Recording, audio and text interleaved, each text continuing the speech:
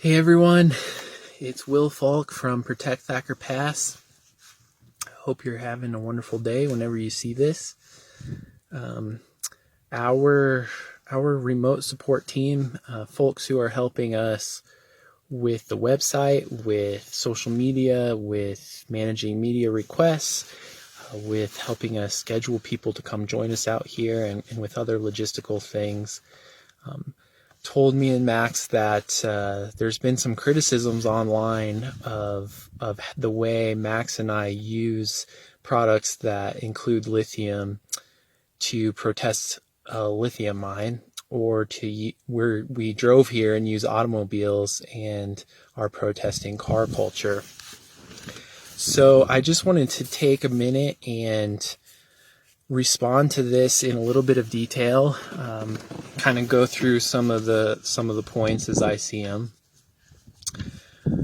I think at the very outset we need to understand that the environmental movement is failing, and failing very badly. If we measure the success of our movement by the physical health of the natural world, and we realize that the ecological health of the natural world is worse today than it ever has been, then we have to realize that the environmental movement is horribly failing. Then we have to ask why. Why is the environmental movement failing? And I think that one of the primary reasons that we're failing so bad is most people who claim to love the natural world only ask the question, what can I do? They don't ask the question, what needs to be done? And when you only ask the question, what can I do? I think that you automatically limit your imagination. You limit the tactics that you can see that could be used to protect the natural world. You fall into a sort of consumer mindset that's been deliberately fostered by corporations and marketing media for the last half century.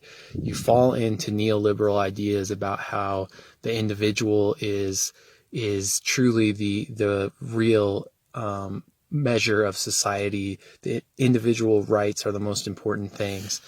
And you fail to see that really in a truly biophilic morality, it's the needs of your natural community that are most important. And you see yourself as just one member of that natural community that maybe has one small role to play, but that is intimately connected to that entire community, and whose primary role is to ensure the health of that natural community. But when you ask what needs to be done, you see that things like the entire planet is threatened with ecological collapse. Most all of our local natural communities are seriously threatened. And then you try to work backwards from that, and you ask, well, how do we stop that? What needs to be done to ensure that that doesn't happen? Now, we need to be clear, too, that those most responsible for destruction of the natural world, entities like corporations, governments, the very wealthy, are not mistaken about destroying the natural world. They know where the source of their power comes from, and the source of their power comes from exploiting the natural world, and they have no interest in giving up that power. So we're not going to simply persuade those in power to give up the source of their power. We're not going to persuade them to, we're not going to ask nicely and expect them to just say, yeah, sure, we're not going to create this open pit lithium mine. We're not going to rip coal from mountains. We're not going to pump poison into the oceans. We're not going to destroy the climate anymore. There's another reality that goes along with this, and that is that one of the oldest and realest ways for accumulating power in the world is to exploit the natural world. And those people who have been most willing to exploit the natural world for short-term benefit have gained power over those sustainable peoples, those traditional peoples who are unwilling to exploit the natural world for short-term benefit, because they recognize that in the long run, it's best to respect the land. So these people who are willing to exploit the natural world gain power over those who aren't willing to. And as we've seen through the last 5,000 or 10,000 years of history, those people willing to exploit the natural world have systematically destroyed those cultures that aren't willing to do so, have pushed them off their land, have defiled their land, have done everything they can to suppress their culture. And we see that process continuing to unfold today. So if we're not going to ask nicely, and we're not going to persuade those who gain power from directly exploiting the natural world, if we're not going to ask them nicely to stop, then we have to realize that the only way we're going to get them to stop is by forcing them to stop. Another way to say this is, if we're going to get them to stop, we're going to have to deprive them of their ability to exploit the natural world. We're going to have to make it physically incapable for them to do things like rip the tops off of mountains, change the climate, violate the land, dig mines, all the horribly exploitative and extractive processes that capitalists are performing around the world. We have to make it physically impossible for them to do that. So when we realize that, and we realize that they, for the most part, depend on a huge industrial infrastructure to give them the energy, the fuel that they need to do their destruction, and we realize that infrastructure exists in the real world. It's not some make-believe thing that is only in people's minds. Then we realize that we can affect that infrastructure in the real world. And that is the quickest way. That is the way that military commanders think when they're trying to deprive an enemy of their ability to wage war. And that would be the quickest way to stop the destruction on a massive scale. So if we get back to this criticism that people who protest things like lithium mines can only be credible if they don't use products that use lithium, I think we need to realize that is actually more of an emotional response. That argument comes from an emotional place instead of a more logical, strategic place. And I think it comes from people who are more interested in justifying their inaction, more interested in justifying their refusal to do things like get in the way of the machines as they're destroying the planet. They use this as a way to discount activists who are in fact trying to physically stop the destruction, and it kind of soothes them and helps them feel better about only being willing to not buy certain things, not use certain products, but not really take any risk upon themselves. I mean, in a lot of ways, I do understand that resisting the forces destroying the planet is scary. We have seen what happens to people who have done that. We have seen what happens to traditional communities when they try and stand in the way of so-called progress and modern technologies and civilized people who come to take what's on their land that those people have convinced themselves that they need. And so I do understand the emotion behind it, but from a strategic point of view, it's just not a very strong argument. One way we can see this is if we try to extend the underlying principle in this criticism to and make it into a strategy and see if that strategy would work to stop the destruction of the planet.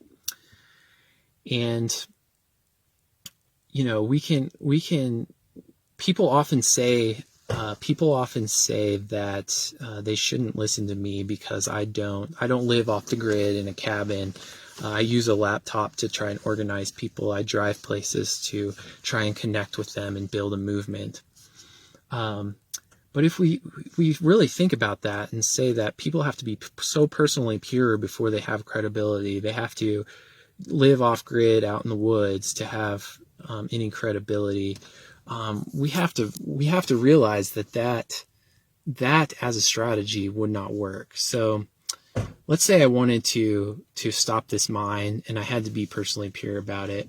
So I wouldn't be able to use my computer to use things like social media to spread the word to a larger audience. I'd be limited to maybe writing by hand, but I probably couldn't use paper because paper manufacturing and paper production is a horribly polluting and destructive process. I couldn't use most pens because they're made of plastic.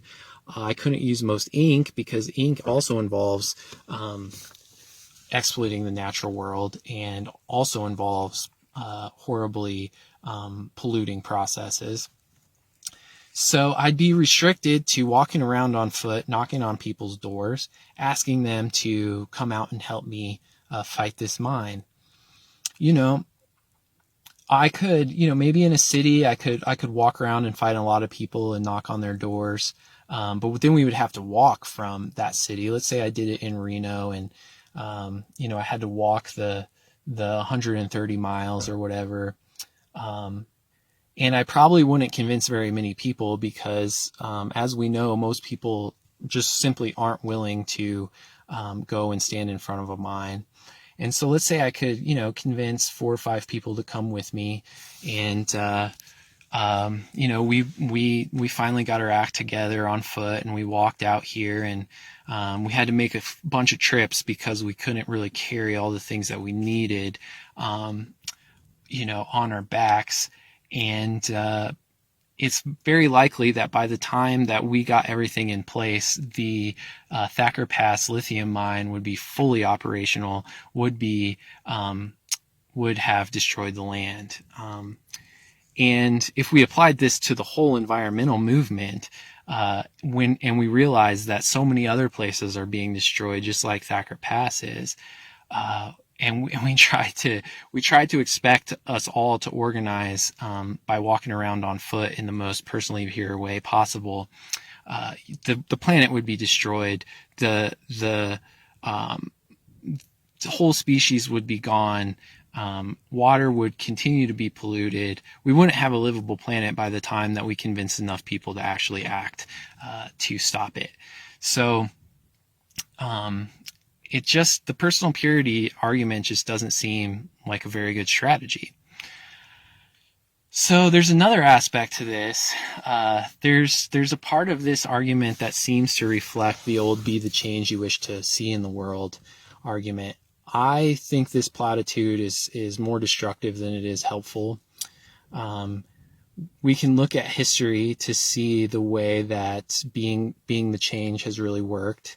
And like I mentioned before, traditional cultures have lived for time immemorial in sustainable ways, in balance with the land base, without exploiting too much of the natural world. And the dominant culture has systematically destroyed those cultures, has systematically pushed them off their land, has done everything they can to suppress those cultures. And those cultures have not been very successful at resisting expansion onto their lands. However, those people have often, and perhaps most of the time, reached for whatever tools were at their disposal to try and resist the expansion to that land. And if they didn't use those tools, what's left of their cultures and what's left of their lands probably wouldn't be here. So, we can take whatever indigenous resistance figure is your favorite.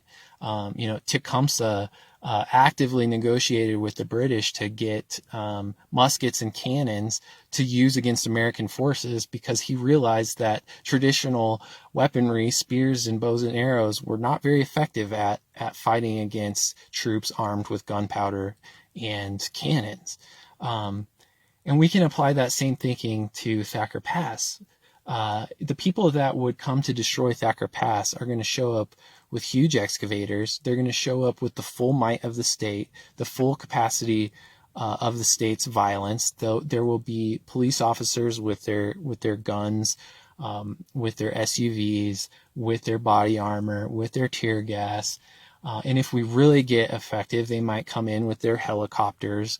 With the way that local police forces in the United States have militarized, they might come in with one of those armored vehicles. And people are going to say that they shouldn't listen to Max and me because we use a laptop and a cell phone and we drove our cars to get here to resist that force. It's just not strategic. And if we had to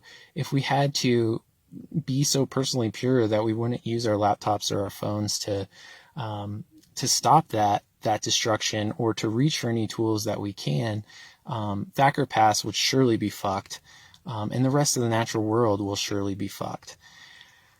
If everyone insists that activists have to be personally pure to stop destruction.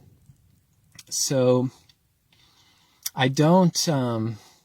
I think another question that we really have to ask is what will people that follow us, and that includes non-human people, what will all the other than humans that are being murdered right now, all the other than humans that will follow after us, all the future human generations, what will they care about the most?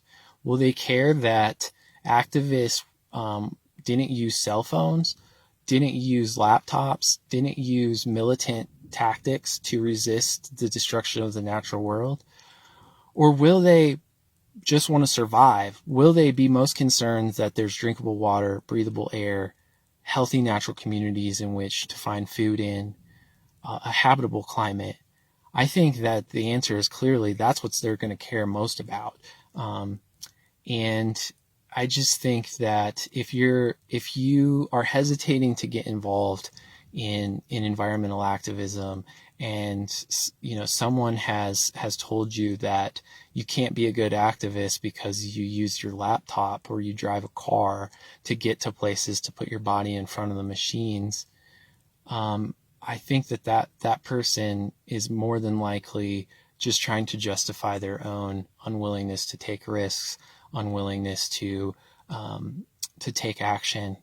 And I just don't think it's a very strategically viable thing to be spreading around. Now, I hope with all my heart that within my lifetime, modern technologies like the internet, electrical grid, all the modern technologies used to dominate and control the natural world will no longer exist or be possible. But I'm going to use everything I can to make that possibility come to life. And I just wouldn't be able to do much for Thacker Pass or anyone else for that matter if I didn't use a cell phone or a laptop or drive my car. And I just think it's absurd to expect activists to be effective by simply withdrawing from technologies when those in power are certainly going to level those technologies and weapons at us. So I hope you have a good rest of your day. I hope this helped you think about it. Yeah, hope you keep following along. See y'all.